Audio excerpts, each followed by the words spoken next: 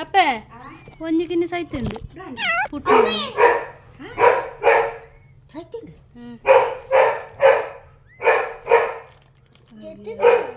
ಈ ಬಂದಿನ ಮಾತಾಡೋದು ತಿರುಗು ಏನು ಹೇಳ್ತಿದ್ದಾರೆ ಅಂತ ನಿಮ್ಗೆ ಅರ್ಥ ಆಗ್ಬೋದು. ವಿಡಿಯೋನ ಈಗ ಸ್ಟಾರ್ಟ್ ಮಾಡ್ತಾ ಇದ್ದೀನಿ. ಅಂದರೆ ಕೆಲಸ ಬಿಟ್ಟು ಈಗಷ್ಟೇ ಬಂದೆ. ಸಂಜೆ ಬರುವಾಗ ಬೆಕ್ಕು ಮರಿ ಹಾಕಿತ್ತು, ಅದರಲ್ಲಿ ಒಂದು ಬೆಕ್ಕು ಸತ್ತು ಹೋಗಿತ್ತು. ಅದು ಹೇಗಂತಲೇ ನನಗೆ ಗೊತ್ತಿಲ್ಲ. ಕಣ್ಣು ಬಿಡೋ ಮೊದಲೇ ಸತ್ತು ಹೋಗಿದೆ ಪಾಪ, ಗೊತ್ತಿಲ್ಲ ಅದಕ್ಕೆ ಮರಿ ಹಾಕುವಾಗ ಏನಾದರೂ ಆಚೆ ಆಯ್ತಾ ಅಂತ ಗೊತ್ತಿಲ್ಲ. ನಾನು ಬರುವಾಗ 2 ಮರಿ ಹಾಕಿತ್ತು. ಮತ್ತೆ ಸಹ ನಾವು ನೋಡಿದೆ ಏನಾದರೂ ಜೀವ ಉಂಟಾ ಅಂತ, ಏನೇ ಇರಲಿಲ್ಲ, ಸತ್ತೋಗಿತ್ತು. ಈಗ ಇದನ್ನು ಮಣ್ಣು ಮಾಡಿಬಿಡ್ತೀನಿ. ಈಗ ಮಣ್ಣು ಮಾಡಿ ಕೆಲಸ ಮಾಡಿ ಮಲಗೋದು, ಇನ್ನು ಬೆಳಿಗ್ಗೆ ಸ್ಟಾರ್ಟ್ ಮಾಡೋಣ. ಸೊ ಈಗ ಬೆಳಿಗ್ಗೆ ನಾನು ಚಪಾತಿ ಮಾಡ್ತಾಯಿದ್ದೀನಿ, ನೋಡ್ತಾ ಇದ್ರಲ್ಲ. ವಿಡಿಯೋನ ನನ್ನ ಅಕ್ಕನ ಮಗಳು ಮಾಡ್ತಿದ್ದಾಳೆ, ಹಾಗಾಗಿ ನಿಮಗೆ ಆಚೆ ಈಚೆ ಈಚೆ ಈಚೆ ಆಗ್ತಾಯಿದೆ. ಅವಳಿಗೆ ತುಂಬ ಇಂಟ್ರೆಸ್ಟ್. ಏನಾದರೂ ಮಾಡ್ತಿರ್ಬೇಕಾದ್ರೆ ಬಂದು ನೋಡ್ತಾ ಇರ್ತಾಳೆ, ಅಥವಾ ಅದನ್ನು ಒಂದು ಅಭ್ಯಾಸ ಇರುತ್ತಲ್ಲ ಅಂತ ಜಾಸ್ತಿ ಕಿಚನಲ್ಲೇ ಇರ್ತಾಳೆ. ಚಪಾತಿ ಹಾಕಿದರೆ ಅದನ್ನು ಆಚೆ ಈಚೆ ಮಾಡುವಂಥದ್ದು, ಕಾಯಿಸೋದು ಎಲ್ಲ. ಈಗ ಚಪಾತಿ ಇಟ್ಟು ಬೆಳಿಗ್ಗೆಗೆ ಅಂದರೆ ಭಾನುವಾರಕ್ಕೆ ಕಲಸಿಟ್ಟಿದ್ದೀನಿ. ಭಾನುವಾರ ಬೆಳಿಗ್ಗೆದು ವಿಡಿಯೋ ಇದು.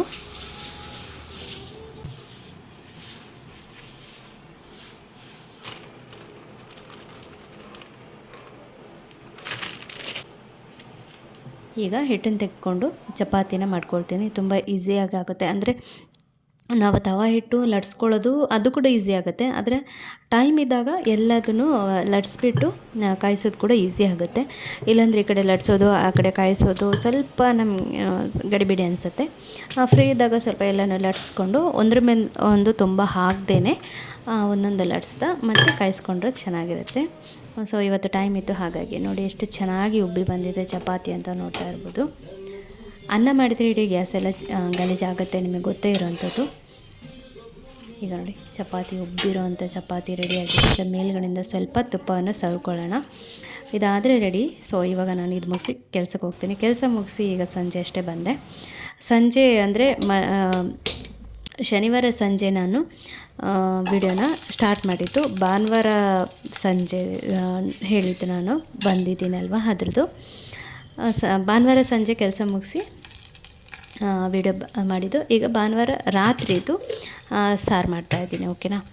ಭಾನುವಾರ ರಾತ್ರಿ ನಾನು ತರಕಾರಿ ತುಂಬ ಥರದ ತರಕಾರಿ ನಾವು ಮಾಡಿರ್ತೀವಿ, ಆ ಸಾರು ಈ ಸಾರು ಈ ಸಾರು ಅಂತ. ಆದರೆ ಇವತ್ತು ಸ್ವಲ್ಪ ವ್ಯತ್ಯಾಸವಾಗಿ ತರಕಾರಿ ಸಾರು ಮಾಡೋಣ ಅಂತ ಹೇಳಿಕೊಂಡು ಸ್ವಲ್ಪ ಡಿಫ್ರೆಂಟಾಗಿ ಮಾಡ್ತಾಯಿದ್ದೀನಿ, ಆಯಿತಾ. ನಿಮಗೆ ವಿಡಿಯೋ ಇಷ್ಟ ಆದರೆ ಅಥವಾ ರೆಸಿಪಿ ಇಷ್ಟ ಆದರೆ ಕಮೆಂಟ್ ಮೂಲಕ ತಿಳಿಸಿ. ಈಗ ಸ್ವಲ್ಪ ಎಣ್ಣೆ ಹಾಕ್ಕೊಂಡಿದ್ದೀನಿ. ಎಣ್ಣೆ ಅಥವಾ ತುಪ್ಪ ಹಾಕ್ಕೊಂಡ್ಮೇಲೆ ಜೀರಿಗೆ, ಸಾಸಿವೆ, ಜೀರಿಗೆ, ಕೊತ್ತಂಬರಿ ಮತ್ತು ಶುಂಠಿ, ಬೆಳ್ಳುಳ್ಳಿ, ಕೆಂಪು ಮೆಣಸು, ಕಾಯಿ ಮೆಣಸು ಇವಿಷ್ಟೂ ಹಾಕ್ಕೊಳ್ತೀನಿ ನಾನು.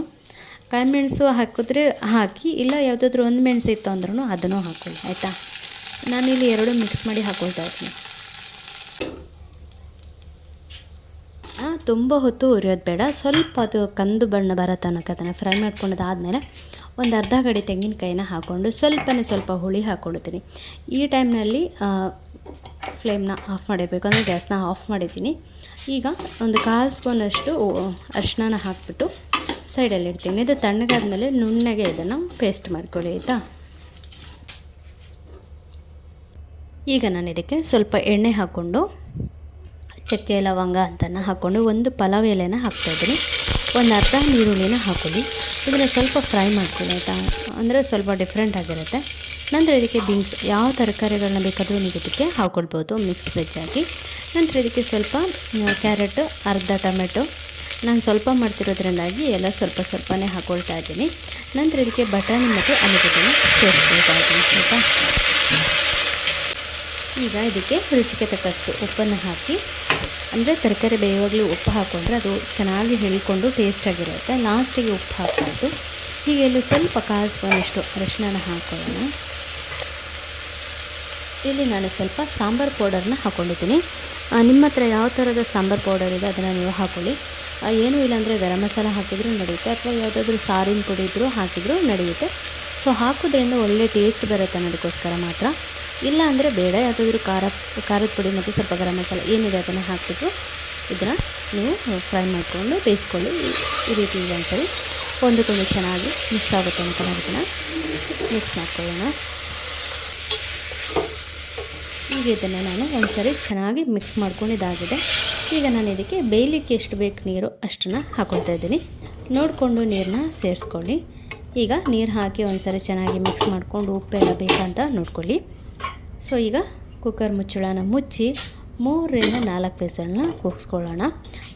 4 ವಿಸಿಲ್ ಬೇಕಾಗಲ್ಲ, ಯಾಕೆಂತ ಹೇಳಿದ್ರೆ ನಾವು ಸಣ್ಣ ಸಣ್ಣದಾಗಿ ಕಟ್ ಮಾಡಿರೋದ್ರಿಂದ ಒಂದು 2-3 ವಿಸಿಲ್ಗೆ ಬೆಂದೋಗ್ಬಿಡುತ್ತೆ.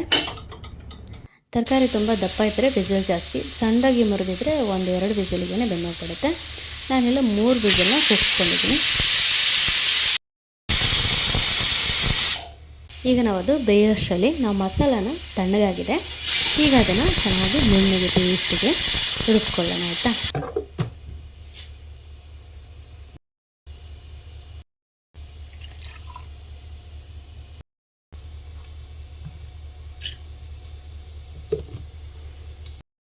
ಈಗ ಇದು ವಿಸಿಲ್ ಬಿಟ್ಟಿದೆ. ಈಗ ಕುಕ್ಕರ್ ಮುಚ್ಚಳನ ತೆಗೆದು ನೋಡೋಣ ಬೆಂದಿದೆಯಾ ಇಲ್ವ ಅಂತ. ನೋಡಿ ಚೆನ್ನಾಗಿ ಬೆಂದಿದೆ.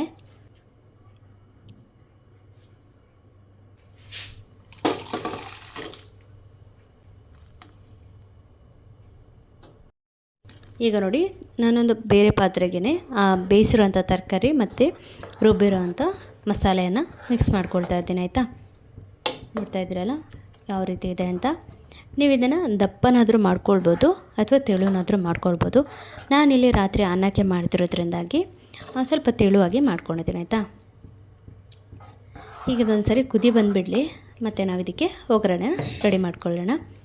ಒಗ್ಗರಣೆ ನಾವು ಎಲ್ಲದಕ್ಕೂ ಯಾವ ರೀತಿ ಒಗ್ಗರಣೆ ಹಾಕ್ತೀವೋ ಅದೇ ರೀತಿ ಇದಕ್ಕೆ ಕೂಡ ಹಾಕ್ತಾಯಿದ್ದೀನಿ. ಏನು ಸ್ಪೆಷಲ್ ಇಲ್ಲ ಅಷ್ಟೇ. ಅಂದರೆ ತರಕಾರಿ ಸಾರನ್ನ ನಾವು ಒಂದೇ ಥರ ಮಾಡಿ ಬೇಜಾರಾದಾಗ ಸ್ವಲ್ಪ ಈ ರೀತಿ ಮಾಡ್ಕೊಂಡು ತಿಂದಾಗ ಅದರ ರುಚಿ ಚೆನ್ನಾಗಿರುತ್ತೆ ಅಂತಷ್ಟೇ. ಮತ್ತು ಈ ಸಾರನ್ನ ನಾನು ನಿಮಗೆ ಯಾವ ಅನ್ನಕ್ಕೆ ಚೆನ್ನಾಗಿರುತ್ತೆ ಅಥವಾ ಯಾವುದಕ್ಕೆ ಸೂಟ್ ಆಗುತ್ತೆ ಅಂತ ಹೇಳೋದಾದರೆ, ಗೀ ರೈಸ್ಗಂತೂ ತುಂಬಾ ಇಡಿಸುತ್ತೆ. ಗೀ ರೈಸಿಗೆ ಮತ್ತು ಕುಸ್ಕಾಗೆ ಇವೆರಡಕ್ಕೂ ತುಂಬಾ ಚೆನ್ನಾಗಿ ಇಡಿಸುತ್ತೆ. ಸ್ವಲ್ಪ ದಪ್ಪ ಮಾಡಿಕೊಂಡ್ರೆ ಚಪಾತಿ ಪೂರಿ ಜೊತೆನೂ ತಿನ್ಬೋದು ಆಯಿತಾ. ಸೊ ಈಗ ಹೀಗಿದು ಚೆನ್ನಾಗಿ ಕುದೀತು, ನೋಡ್ತಾ ಇದ್ದೀರಲ್ಲ. ಈಗ ನಾವು ಈ ಸಾರನ್ನ ಇಳಿಸ್ಬಿಟ್ಟು ಇದಕ್ಕೆ ನಾವು ಒಗ್ಗರಣೆ ಹಾಕ್ಕೊಳ್ಳೋಣ. ತುಪ್ಪದಲ್ಲಿ ಒಗ್ಗರಣೆ ಹಾಕ್ಕೊಂಡ್ರೆ ಅದರ ಟೇಸ್ಟ್ ಸಖತ್ತಾಗಿರುತ್ತೆ. ಎಣ್ಣೆ ಇದ್ದರೆ ಎಣ್ಣೆ ಹಾಕ್ಕೊಳ್ಳಿ, ಅಥವಾ ಬೆಣ್ಣೆ ಇದ್ದರೆ ಬೆಣ್ಣೆಯಲ್ಲಿ ಒಗ್ಗರಣೆ ಹಾಕ್ಕೊಳ್ಳಿ. ಸೊ ನಾನಿಲ್ಲಿ ತುಪ್ಪ ಹಾಕಿ ಒಗ್ಗರಣೆ ಹಾಕ್ಕೊಳ್ತಾ ಇದ್ದೀನಿ. ಸ್ವಲ್ಪ ಸಾಸಿವೆ ಹಾಕ್ಕೊಂಡಿದ್ದೀನಿ.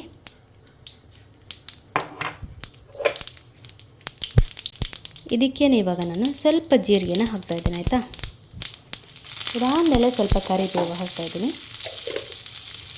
ಇಷ್ಟೇ ಸಾಕು ಒಗ್ಗರಣೆ. ಬೇಕಿದ್ರೆ 1-2 ಕೆಂಪು ಮೆಣಸು ಕೂಡ ಹಾಕ್ಕೊಳ್ಬೋದು. ಈಗ ನಾವು ಇದಕ್ಕೆ ಸಾರಿಗೆ ಇದನ್ನು ಮಿಕ್ಸ್ ಮಾಡಿಬಿಡೋಣ.